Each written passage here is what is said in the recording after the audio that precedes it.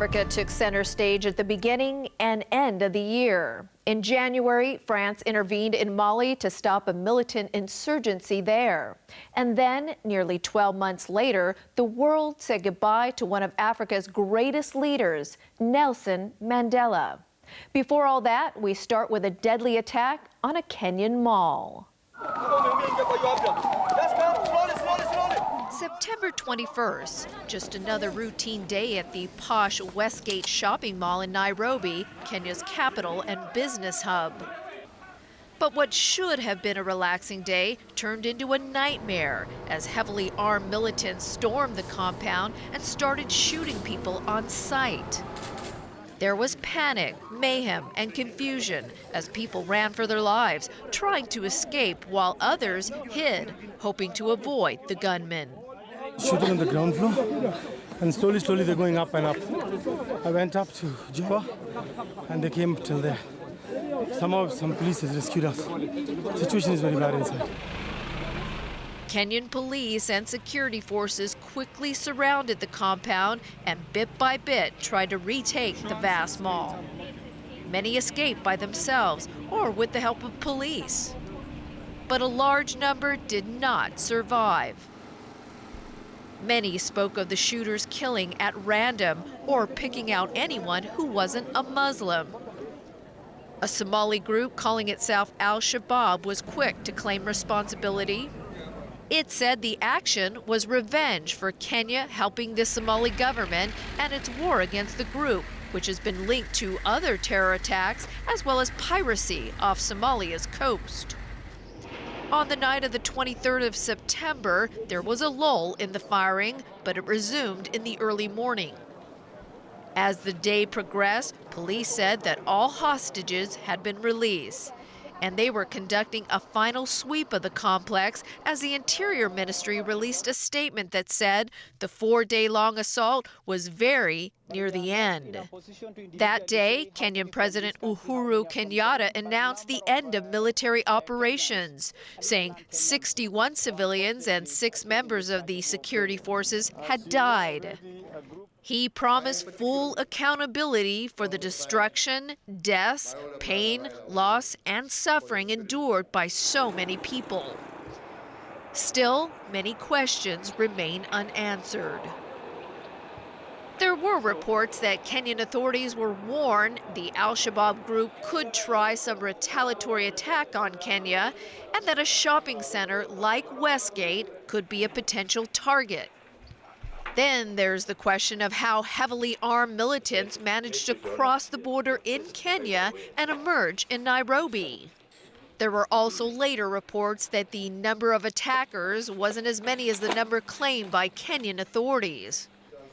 Above all, the incident highlighted the ongoing struggle to contain militant groups in parts of Africa, an apparent breeding ground for these new insurgencies.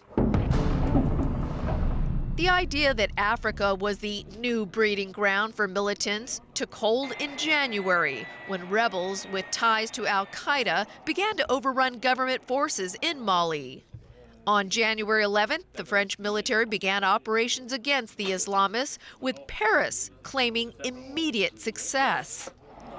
Forces from other African Union states were deployed soon afterwards as territory taken by the rebels was reclaimed by the coalition.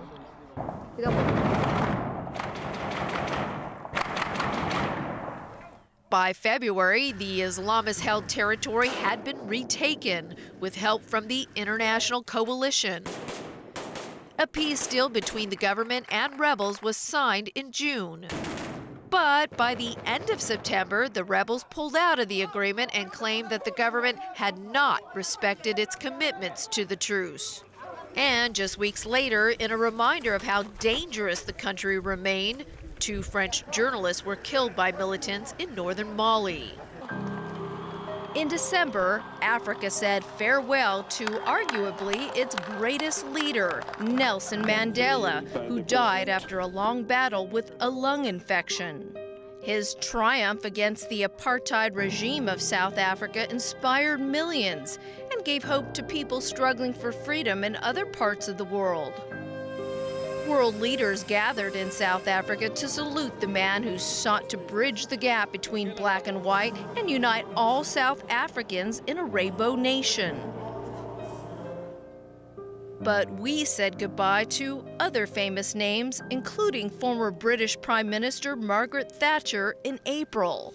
Nicknamed the Iron Lady, she dominated the political scene in the 1970s and the 80s. Her politics promoted economic liberalism while rolling back the state. She also has a special place in Hong Kong's history, having negotiated the eventual settlement which saw the territory return to China in 1997. But the reaction to Thatcher's death was mixed.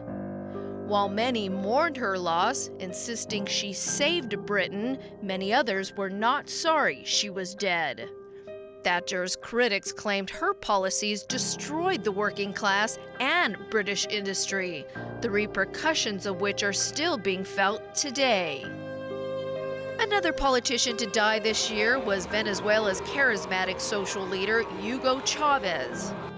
Re-elected president in 2012, there were growing doubts about whether he would be able to serve another term because of his poor health. He died of cancer in March, triggering days of national mourning marked by a lavish state funeral. Snap presidential elections were called and Vice President Nicolas Maduro won, ensuring the Chavez political experiment will continue for now in Venezuela. And that was our look back at some of the events which helped shape the year that was 2013. We hope you enjoyed the program. From all of us at TVB News, we wish you a happy, healthy, and prosperous 2014. I'm Sonia Artero. Bye for now.